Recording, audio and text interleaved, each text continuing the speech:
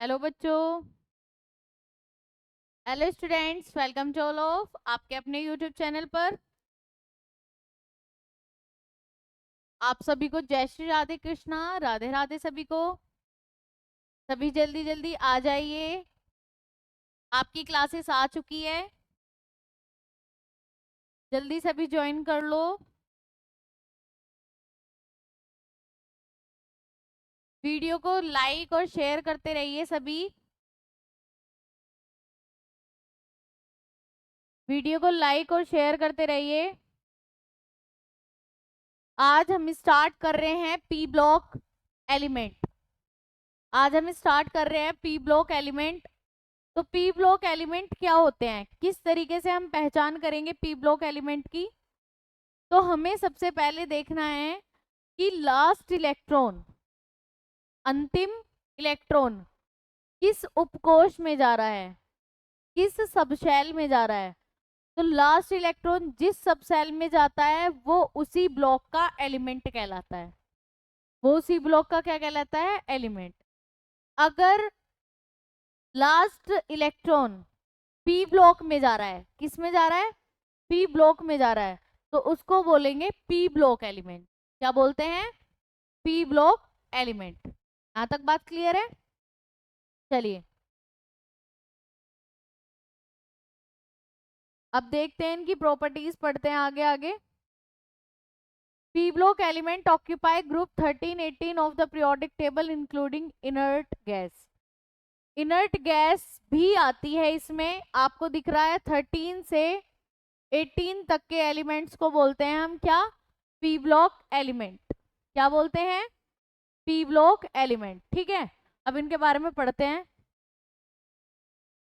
देखिए सबसे पहले हम पढ़ेंगे इलेक्ट्रॉनिक कॉन्फ़िगरेशन क्या होता है। वही जो मैंने आपको बताया कि इसका लास्ट इलेक्ट्रॉन किस में जाएगा, इसका लास्ट इलेक्ट्रॉन किस में जाएगा, 2p1। यानी लास्ट इलेक्ट्रॉन किस सबसेल में जा रहा है, पी सबसेल में जा रहा है। इसका मतलब क्या हो गया, ये पी ब्लॉक एलिमेंट्स। इसका भी लास्ट सबसेल किस में जा रहा है, इसका भी 4p 5p 6p।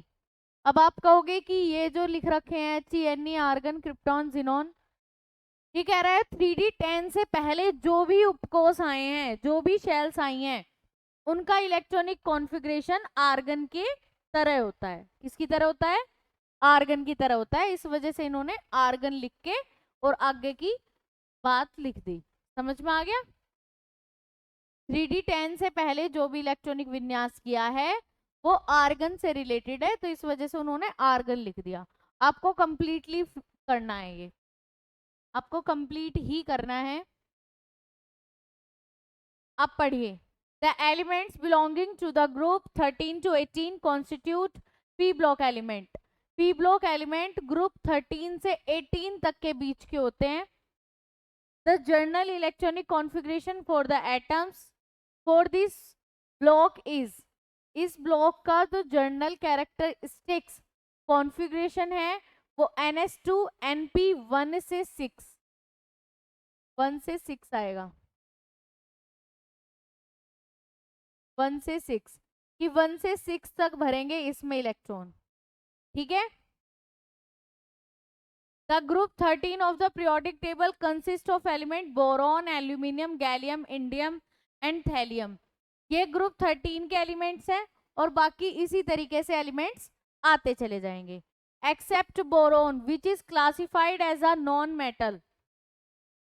बोरोन को छोड़कर, क्योंकि बोरोन मेटल की प्रॉपर्टी रखता है, तो बोरोन को छोड़कर बाकी सभी एलिमेंट जो हैं वो नॉन मेटल्स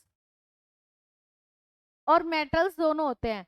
अभी देखो पी ब्लॉक एलिमेंट में नॉन मेटल्स भी आते हैं और मेटल्स भी आते हैं और मेटलॉइड्स भी आते हैं। ठीक है, तीनों ही प्रकार के एलिमेंट्स, तीनों ही प्रकार की धातुएं, सब्सटेंस जो होती है, मेटल, नॉन मेटल और मेटलॉइड्स, धातु, अधातु और उपधातु, सभी पी ब्लॉक में आ जाएंगे। ठीक है, चलिए नेक्स्ट देखते हैं properties। All the non-metal and metalloids including tin and lead सभी क्या है, नॉन मेटल एंड मेटलॉइड्स हैं, इंक्लूडिंग यानी टीन और लेड के इंक्लूडिंग, इंक्लूडिंग मतलब ये भी हैं दोनों, टिन और lead. From positive ions from ionic bond with non metal, जो पॉजिटिव आयंस हो जाते हैं वो मेटल्स कहलाते हैं। आपको अच्छे से मेटल्स की डेफिनेशन पता है कि जो इलेक्ट्रॉन्स को दे सकते हैं, क्या कर सकते हैं, इलेक्ट्रॉन को दे सकते हैं, उनको बोलते हैं मेटल्स। क्या बोलते हैं, मेटल्स। और जो इलेक्ट्रॉन्स को ले सकते हैं उनको बोलते हैं नॉन मेटल। क्या बोलते हैं, non metal.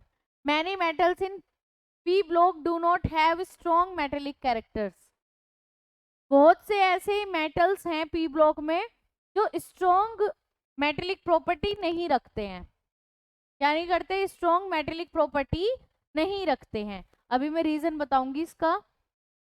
All conduct heat and electricity, ये ऊष्मा और विद्युत के सुचालक होते हैं।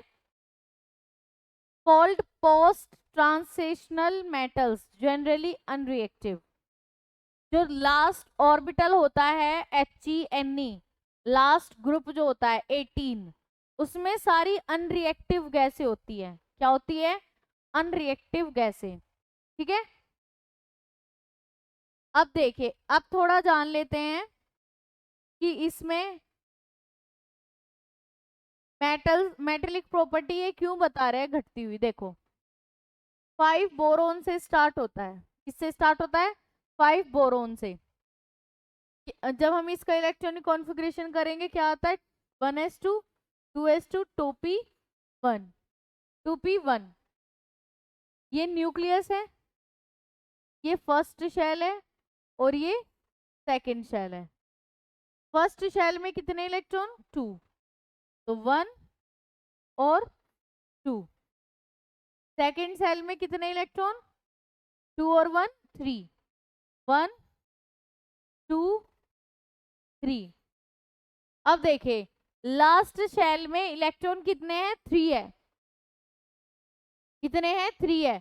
और यहाँ पे 2s2 2p1, तो ये 2p1 दे के यानी p में से 1 निकाल के 2s2 कंप्लीट हो सकता है। लेकिन शेल तो कंप्लीट नहीं होगी, क्योंकि आपको पता है फर्स्ट शेल में मैक्सिमम कितने इलेक्ट्रॉन आ सकते हैं, 2, और सेकंड शेल में कितने आ सकते हैं, 8। तो अभी तो 8 भरने में 5 और इलेक्ट्रॉन चाहिए, तो ये 5 इलेक्ट्रॉनों को लेगा या 3 इलेक्ट्रॉन को दे देगा। क्या ज्यादा आसान है इसके लिए, 3 इलेक्ट्रॉनों को दे देना। लेकिन ये पुअर मेटल्स क्यों बता रहे हैं, क्योंकि ये न्यूक्लियस के कैसा है, बहुत पास है। ये वाली शेल न्यूक्लियस के कैसी है, बहुत पास है। तो जब ये न्यूक्लियस के बहुत पास है तो ये इस पर कैसा लगाएगी, ज्यादा अट्रैक्शन फोर्स लगाएगी, मोर अट्रैक्शन फोर्स, ज्यादा आकर्षण बल लगाएगी। और जब ज्यादा आकर्षण बल नाभिक का उस पर रहेगा तो इन इलेक्ट्रॉन्स को निकालने के लिए ज्यादा एनर्जी लगेगी। क्या लगेगी, ज्यादा एनर्जी लगेगी। ठीक है, अब आगे देखिए 5 भी हो गया, फिर उसके बाद में क्या आता है 6c, तो इसमें क्या आ जाता है 1s2 2s2 2p2। अब 4 इलेक्ट्रॉन आ गए इसके लास्ट में और इसमें 2, तो ये 4 को दे भी सकता है और 4 को ले भी सकता है।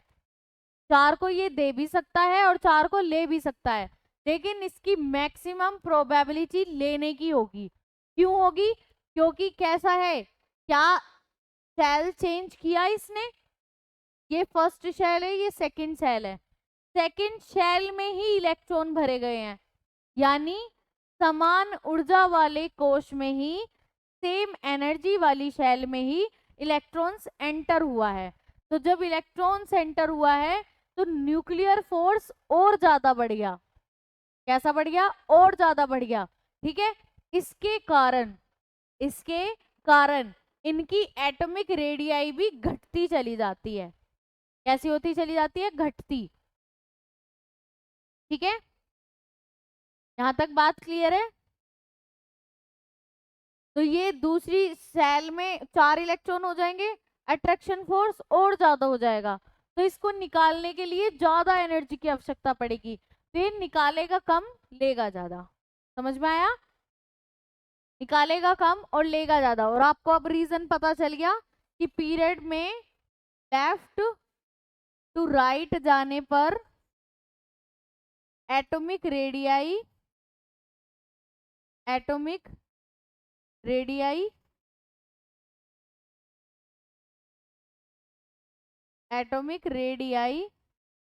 क्या होती है? डिक्रीज होती है। क्या होती है? डिक्रीज। क्योंकि सेम एनर्जी शेल में इलेक्ट्रॉन्स एंटर होते हैं, सेम एनर्जी सेल में इलेक्ट्रॉन्स एंटर होते हैं, समान ऊर्जा वाली कोश में इलेक्ट्रॉन प्रवेश करते हैं, जिसके कारण नाभिकीय बल ज्यादा हो जाता है। क्या हो जाता है? नाभिकीय बल ज्यादा हो जाता है। इस वजह से एटॉमिक रेडियाई कम होती चली जाती है, क्योंकि नाभिकीय बल ज्यादा होगा, न्यूक्लियर फोर्स, तो वो बाहर वाली शेल को अंदर खींचेगा। जैसे फॉर एग्जांपल हम बॉल दबाते हैं, तो जब हम बॉल को दबा लेते हैं तो उसकी रेडियाई कैसी हो जाती है? त्रिज्या कैसी हो जाती है? कम हो जाती है।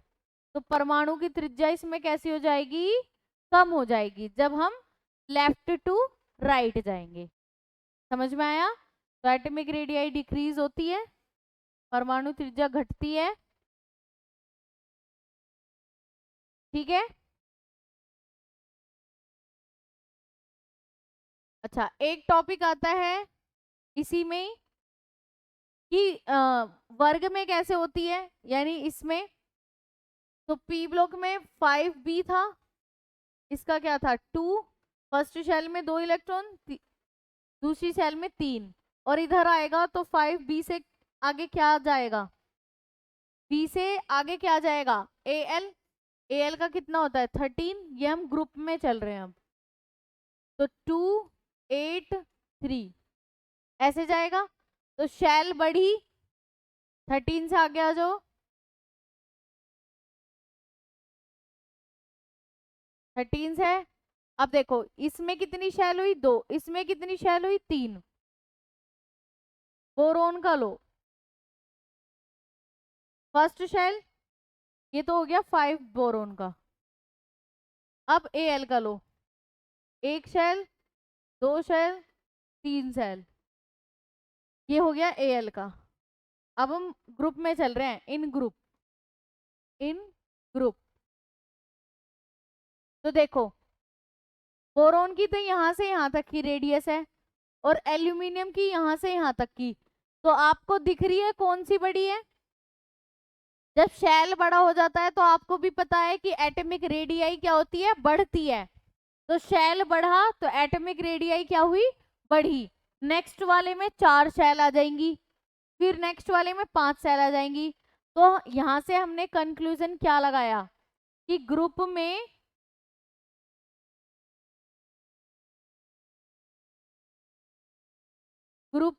ऊपर से नीचे जाने पर, इन ग्रुप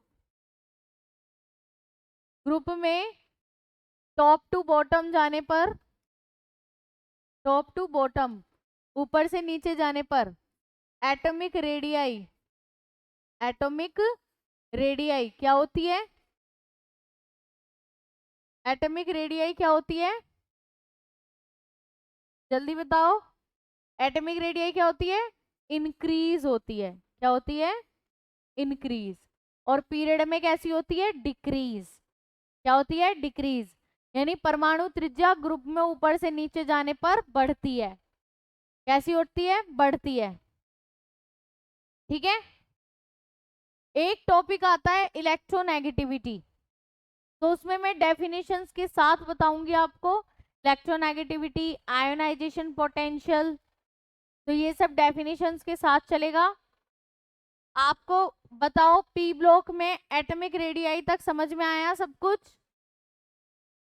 जल्दी जल्दी बताएंगे सभी बच्चे। तो एक बार रिवाइज करा देती हूँ, पी ब्लॉक एलिमेंट्स क्या होते हैं? जिसका लास्ट इलेक्ट्रॉन, किसी भी एलिमेंट का लास्ट इलेक्ट्रॉन पी सब सेल में जाता है, तो उनको बोलते हैं पी ब्लॉक एलिमेंट। क्या बोलते हैं? P block element. P block element periodic table में लाए कहां से कहां तक करते हैं? ग्रुप 13 से ग्रुप 18 तक। ग्रुप 13 से ग्रुप 18 तक, ठीक है। ग्रुप 13 से 18 तक क्या होते हैं?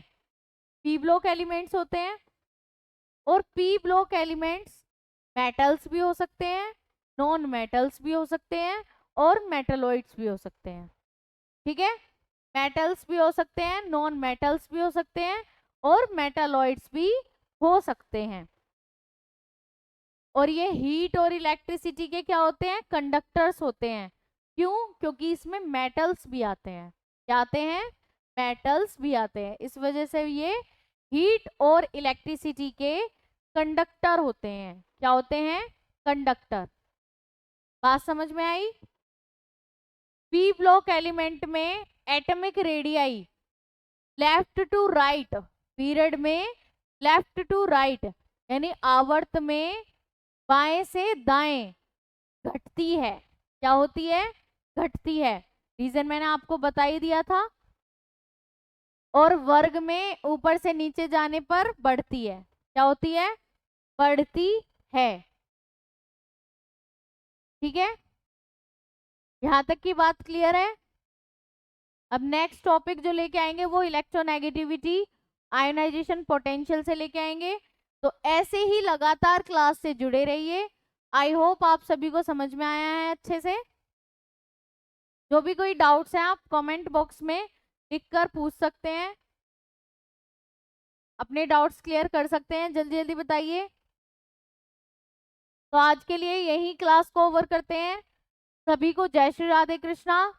सभी अच्छे से पढ़ाई करते रहिए और चैनल से लगातार जुड़े रहिए, और अपडेट्स भी देते रहिए कि आपको कैसा लग रहा है, पढ़ाई कैसी लग रही है, कंटेंट कैसा लग रहा है, ठीक है। सभी बताइए समझ में आया? वेरी गुड, ठीक है। ऑल द बेस्ट सभी को।